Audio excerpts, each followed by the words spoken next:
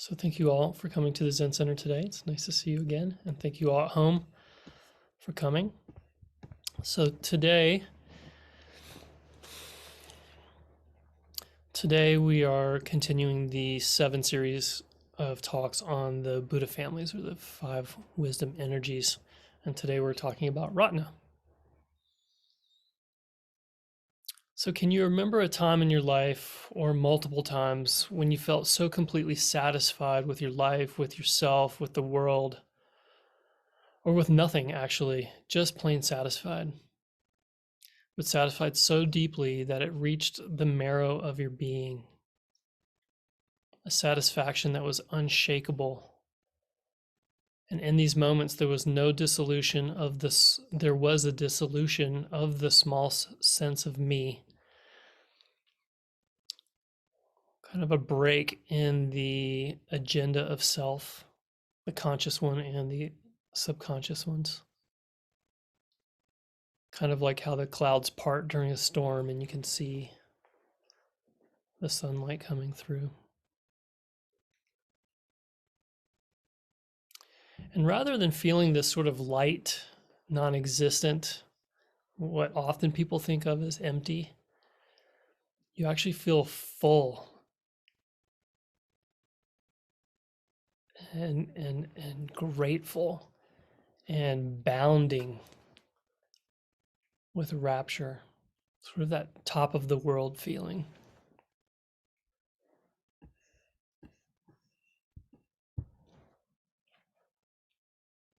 Have you ever had the experience of loving life? I see some smiles in the room. Have you ever had the experience of loving life and the experience of life so much that you enjoyed what you were doing so much that it was hard to let go? You know, it was hard to go to bed on time, hard to leave the party when you know you should, hard to say goodbye, maybe linger a little longer with a friend or a family member. You almost miss the bus or miss the plane because of it. You knew you should have put down the bottle. But that feeling of goodness, that feeling of enjoyment was so strong in the body that no just was not an option.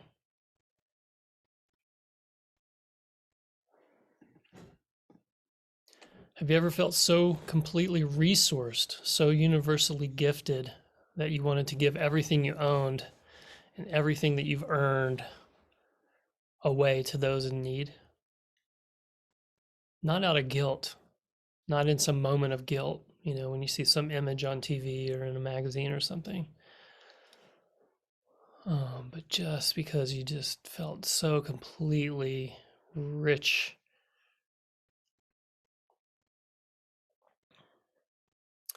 So in touching into these memories, into these moments, these sensations that go along with these memories, we can get a taste of the abundance and expansiveness of Ratna. As I do in all these talks, I just want to give a quick recap because I sometimes talk about the other energies in these talks. So remember that Vajra is blue, mirror-like wisdom. Padma is red, discerning wisdom, but really the love, compassion, empathy, connection. Karma is green, action, energy. Buddha is the white, spacious, peacefulness. And then here today we have Ratna. And remember that we have our dominant energies. We typically have 1 to 2, sometimes 3 dominant energies that are really obvious to others around us, and often obvious to ourselves, but sometimes not. And then we also have the other energies too, and they're all at play in our lives every day. But some of them are stronger for us than others. Okay, so back to Ratna. So I want to bring a koan into our talk today. So case 55 of the Blue Cliff record is won't say. And I'm not going to go through the whole koan, but towards the end, I'll read this part. One day, Zengen went to the teaching auditorium carrying a hoe and crossed back and forth east to west and west to east. So here he is carrying a hoe. He's going back and forth in this, with this area. It says teaching auditorium, but it could have been outside somewhere. Sakiso said, "What are you doing?" Zengen said, "I'm looking for relics of our late teacher." Sakiso said, "Enormous waves roll far and wide. Foaming billows flood the skies. What relics of the late teacher are you looking for?" So in our curriculum of koans, there are so many stories of monks looking far and wide for the end to their suffering, going to this monastery and to that monastery and this sutra book and that sutra. And again, we find the Zen masters in the stories reminding the monks that emptiness cannot be found outside of oneself, that what we're seeking is always right here. And here, Zengen is headed out to what could be the ashes of a funeral pyre of their late teacher in order to gather pieces of melted bone, which are often called relics, and are considered to be the holders of spiritual power of the deceased master. So a lot of the stupas and famous sites, not just Buddhist, but religious sites around the world might have relics of these famous enlightened people. And the relics could be things that they owned, and it can also be these melted pieces of bone that are found once they've been cremated. And they're thought of to have this spiritual power to them. So there Zengen is with his hoe, maybe looking around for these relics. And then Sakiso so beautifully reminds Zengen of the fullness that is available at every moment of every day. He says, "Enormous waves roll far and wide. Foaming billows flood the skies." Can you feel that the billowing and the fullness of these waves? What relics of the late teacher are you looking for? So what a wonderful sensation, when we put ourselves into these koans. It's like, like feeling a poem. Enormous waves. Can you feel that in your body?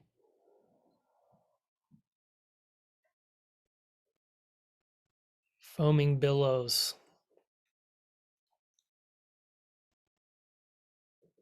So these things are found endlessly in the five senses, through the five senses, or six senses, which is our contact to the phenomenal world.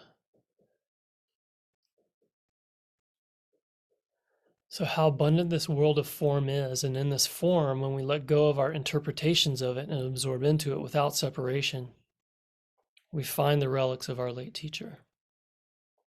We find what we were looking for.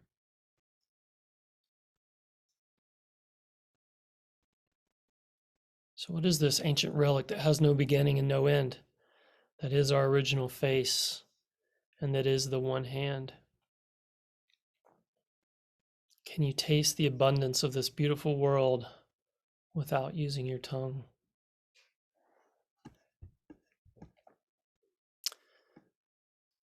To Sakiso's comment about the enormous waves and foaming billows, Secho, who is another Zen master who came after these original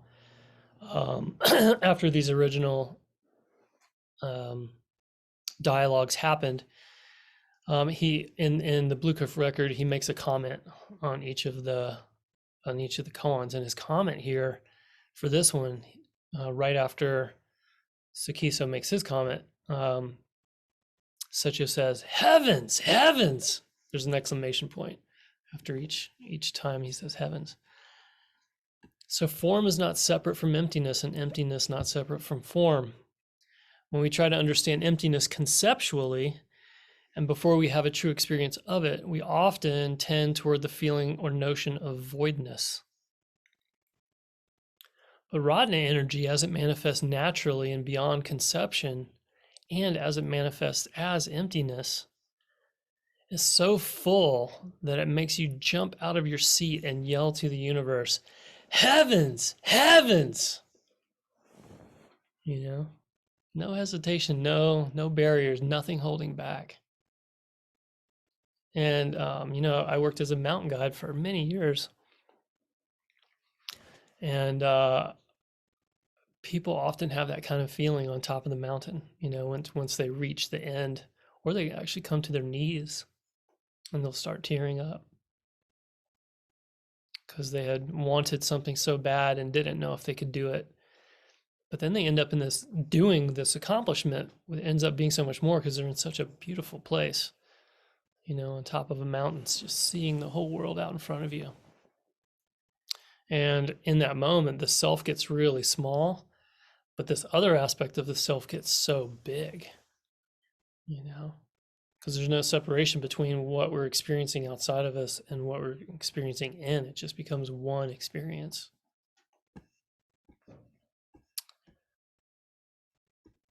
So let's talk a little bit about the wisdom of Ratna. So again, in all these talks we explore both the wisdom and the neurotic aspects of the specific energy. So in the wisdom aspect of any of the energies, it's unhindered. So that's not limited by fear. It's not limited by shame.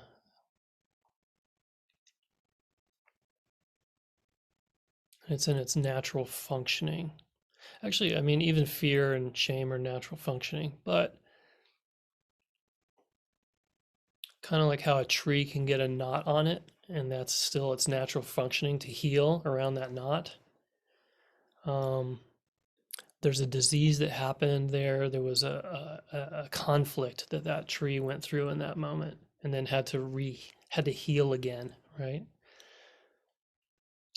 So we're talking about how the energies manifest without conflict, without something getting in the way. So Ratna glows with its color of yellow, and which you could even think of as gold, shining gold. So when I facilitate voice dialogue or use Gestalt therapy or internal family systems or other types of processes that involve internal parts, I sometimes help clients get in touch with this really special part that often they have felt before, but they didn't know was there. And once we start talking about it, they just start lighting up. And this part I often see as a little girl, but it could be a little boy too. But it's usually around the age of 7. And it's this part that is actually kind of naive, but it's never been hurt yet. It's a vulnerable part that has never been hurt. And it's curious. And it has this sense of wonder that is limitless.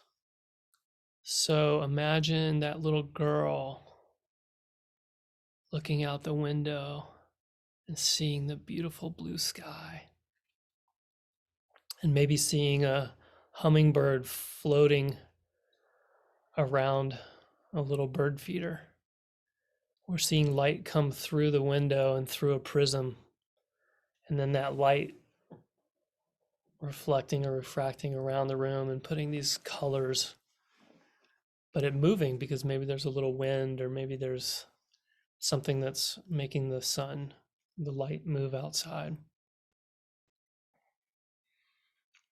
And that child that goes into the candy store or the toy store or the mall, or they see a creek for the first time surrounded by aspen trees and squirrels running around. Ah, what a wonderful feeling, isn't that? So Ratna is also abundance and generosity. So there's curiosity, there's wonder, there's joy. There's also this abundance and generosity. So here again, let's imagine the feminine archetype. And I'll say this in a little bit. So imagine a large-bellied and large-breasted grandmother preparing Thanksgiving dinner for her kids and their partners, for her grandkids and their girlfriends and boyfriends and special friends and friends that have come along. She makes 3 times the amount of food that's necessary. And in every direction, there's appetizer bowls with homemade crunchy things and sweet liquids, bowls of punches and things like that. Her home, not a house, but a home, which you could even think of like the Shire, the Shire in Lord of the Rings. It's so warm and moist and green and alive. So Ratna. So anyway, her home is just packed floor to ceiling with colorful paintings, soft couches and chairs, shelves full of collections, especially little thimbles and mugs and trinkets from places that she'd visited.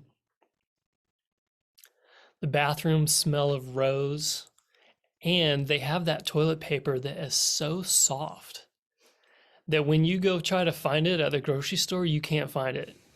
And even when you get the same brand and you take it home, it's still not as soft as it was at her house.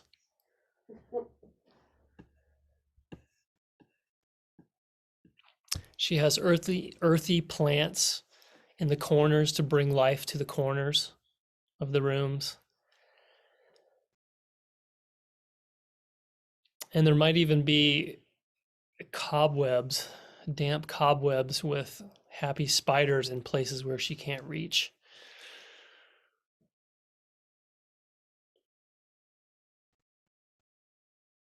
There's no metal or plastic to be found. Or if it is, or if she does have some, it's because she got it at a yard sale. And she just thought it was so interesting. But once she got it home, she realized, nah, it's not live enough. It's not live enough. So now it's out in the garage and she's going to sell it in her next yard sale. Her food is hearty, heavy, delicious, colorful, and fun. She bought new cookbooks and spent hours creating new to her dishes to accommodate her children's latest dietary needs.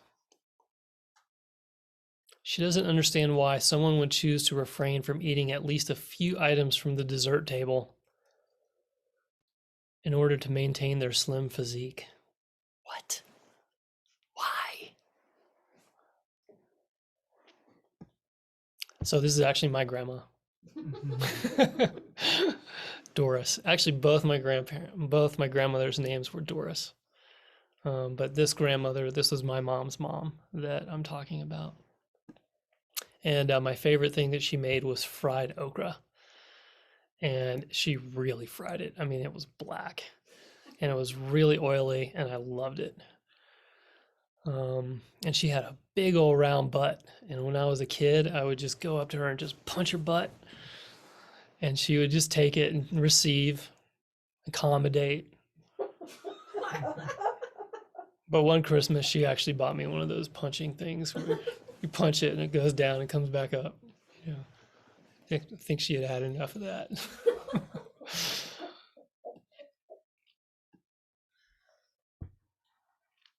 So Ratna is alive, like energy shooting out from the core of the earth and coming through every manifestation of life, like that pumpkin.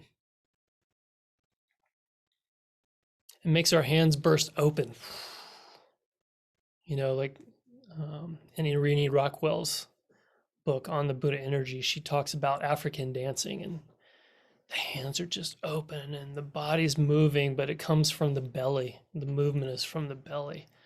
Very earthy, very connected, very rhythmic. And we want to dance. We want to drop our silly modesty and throw our hands in the air and our arms in the air and shake our booties in a very undisciplined way. So it's not a very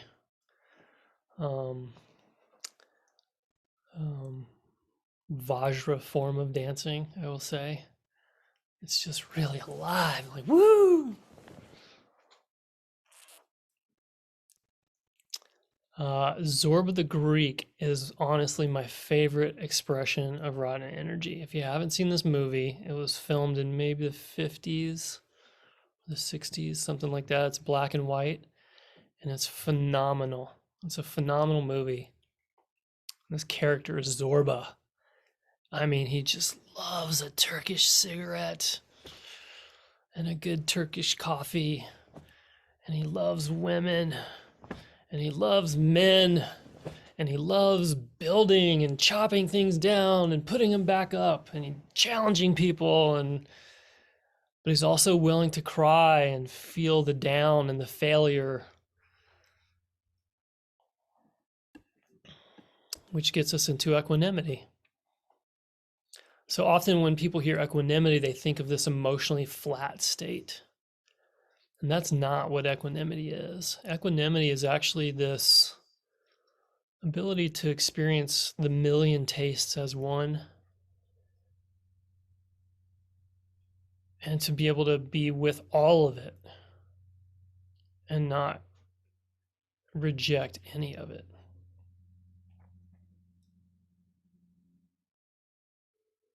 Ratna says, bring it on.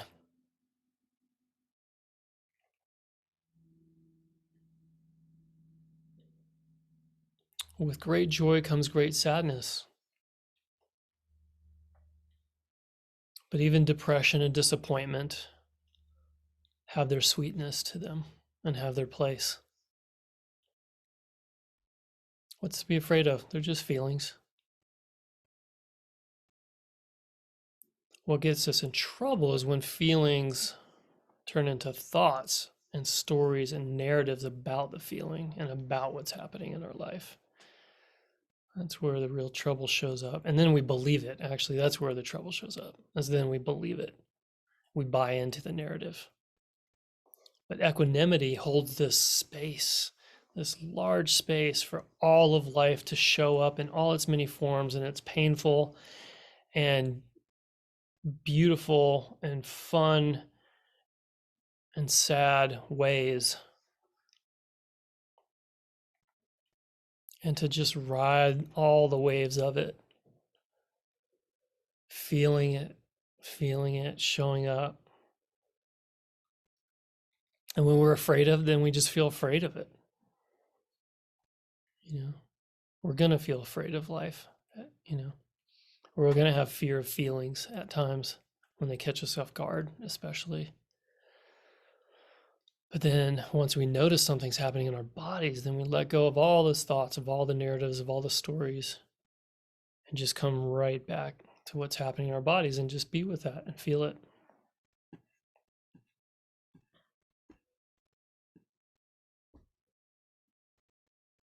Santa Claus is also another classic example of Ratna energy.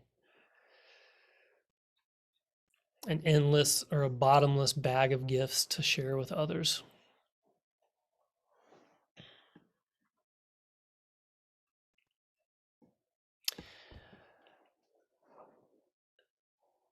Ratna, the element of Ratna is earth. And if we think of the earth with this aspect of equanimity as well, and the sharing, this endless sharing. So, you know, you can see this different ways, but the way I see it is, you know, that the earth is just here. It accepts everything. All the human torture that she receives, the tornadoes, the volcanic eruptions, ice ages, warm spells. And she keeps giving, and she doesn't need anything in return. Like I said, some, you know, people might see this in different ways. But I see this earth as just being so forgiving, so abundant, so willing to just keep going with the reality, the undulations of cause and effect.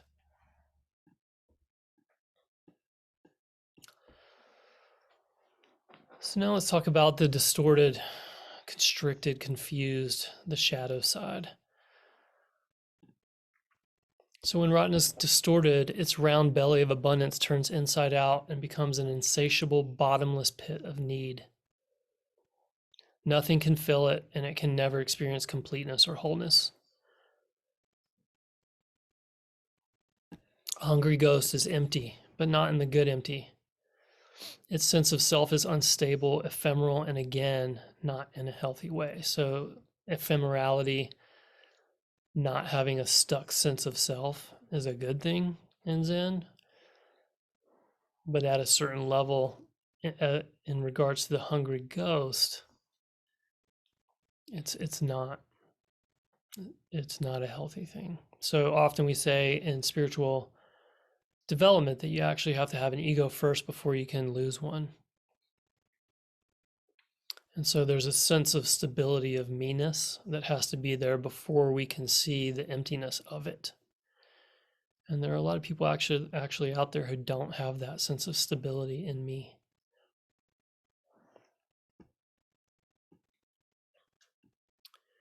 And as a result, it can show up as greed and stinginess because there's a fear of what I've gotten, I'm not going to be able to get more of, or that I'm going to lose it.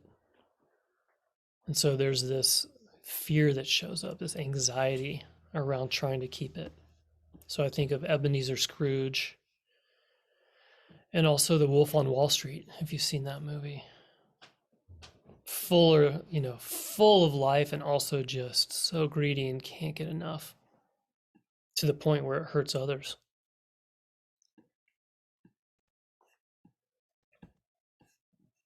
So let's talk about Ratna people a little bit. So Ratna people manifesting as wisdom are friendly, welcoming, and accommodating. They host parties, they work hard for social and environmental justice, and they create inviting environments for others. They're optimistic and have a deep faith and trust in the natural unfolding of the universe and in the natural processes of the earth. Ratnas are drawn toward groups and community development. They enjoy the process and fruits of growth in their business, in relationships, and in pursuing shared goals. They are grounded and realistic dreamers. Ratnas live life to its fullest and they want to share their experiences with others. They are drawn to inspire and encourage. They are drawn to help and serve. They're colorful, adventurous, and courageous. I think of the lion in Wizard of Oz as having Ratna energy. They like to collect achievements, friends, finances, and memories. They are the best storytellers and the ones we find putting themselves on display in front of large bonfires. You know, when I went to summer camp as a kid, there was always some person like leading us through a big group thing, you know, a really Ratna moment.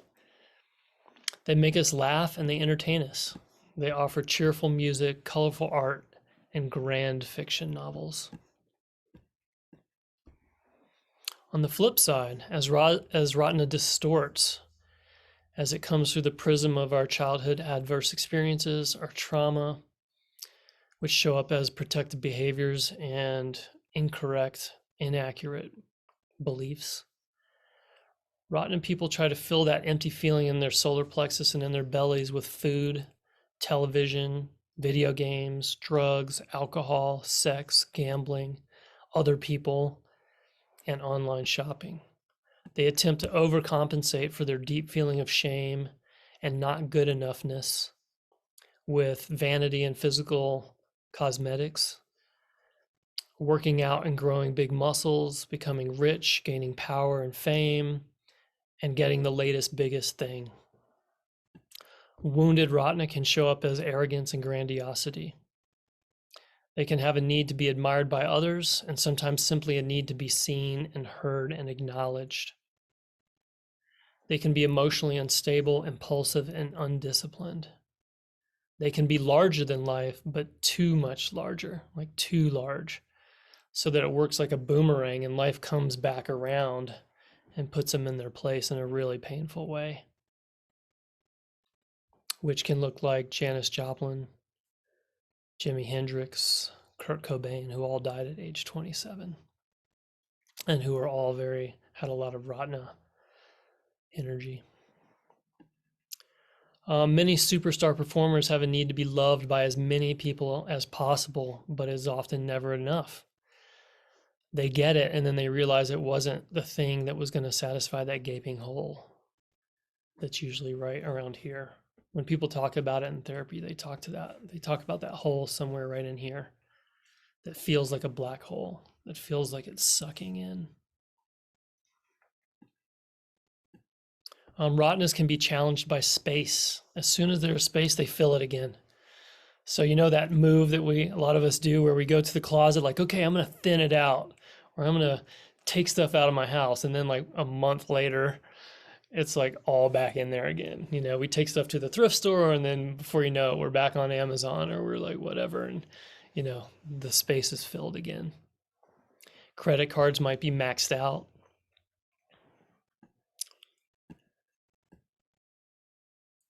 Ratnas might have difficulty prioritizing practical needs and much needed self-care over emotion-driven purchasing and utilization of time. Ratnas may forget to leave space for others. Their grandness might be too big, so there's not much space for other people to be in that space. So think about Chris Farley. Great, funny actor. Some of my favorite laughs in movies have been from him, but he was so grand and so big. You know, he's a classic Ratna, showing up as both wisdom and neurosis. And I think he might have drank himself to death or had some type of overdose or something. Ratnas can be energy vampires. So we know those people in our lives who they're talking to us, but we feel drained. We don't feel enlivened by the moment. And so these are people who are just sucking energy from us, sucking energy from other people. And we wonder why they don't pick up on the social cues, but actually what they're picking up, what they read the social cue as is, oh no, I'm about to lose it. And it's almost like a mosquito, and they've dug in and they're sucking and trying to fill that hole of energy. To the extreme, neurotic Ratna shows up as hoarding, addiction, certain addictions, histrionic personality disorder, kleptomania. If you've never heard of histrionic personality disorder, it's really interesting. But a lot of the front person in a band, the singer, you find a lot of histrionic personality there. What's that? Knowing a few. Like famous singers. I've worked with some. Yeah. What does it mean? Histrionic. Histrionic personality disorder. Well, there's 12 personality disorders, or 10 to 12, I can't remember. And histrionic is kind of, they call it cheerleader syndrome, of just needing people to admire them, but not like narcissistic personality, like not needing the power over necessarily, but just needing that admiration from people so much that it creates intense negativity in their life. There's more to it. I don't remember all the criteria right now, but so just a few more minutes here. Ratna energy is considered to be a feminine energy, but I find it to show up equally in all genders. And I think it has kind of a masculine manifestation that's kind of more like the achievement aspect and accumulation. And then the feminine aspect, which is the welcoming and the serving and the providing type of energy.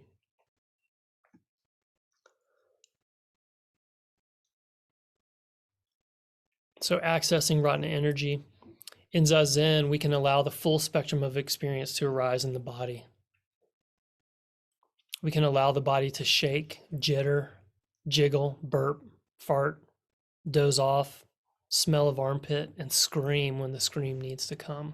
Maybe not in the Zendo, but in my personal meditation, I really allow my body to express and manifest.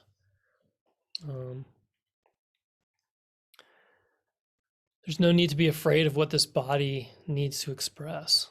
You know, we have to, around other people, we have to tame it, or else we're going to, you know, get repercussions for that. But on our own, and part of, I think, what happens in cave practice and solitary practice, it definitely happens for me in solitary practice.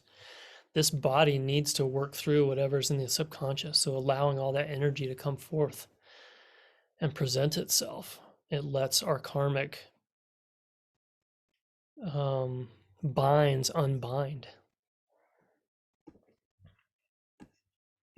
So in conclusion, I want to leave you with one short story here about Keizan Zenji. So Dogen Zenji is, you know, here in the US, we are all very familiar with Dogen Zenji. He brought Soto Zen from China to Japan, and he lived from 1200 to 1253. One of Dogen's successors was Koan Ejo. And I believe, is that, yeah, Koan Ejo. And then Koan Ejo's successor was Keizan. So Dogen brought this, what seems to be this very Vajra aspect of Zen, and creating the monastic environment, which was the foundation for Zen to take hold, for this form of Zen to take hold in Japan. Keizan took that and then made it available and accessible to the lay people, to other monks. And in Japan, Keizan is just as big and important and well known and appreciated as Dogen. And so in the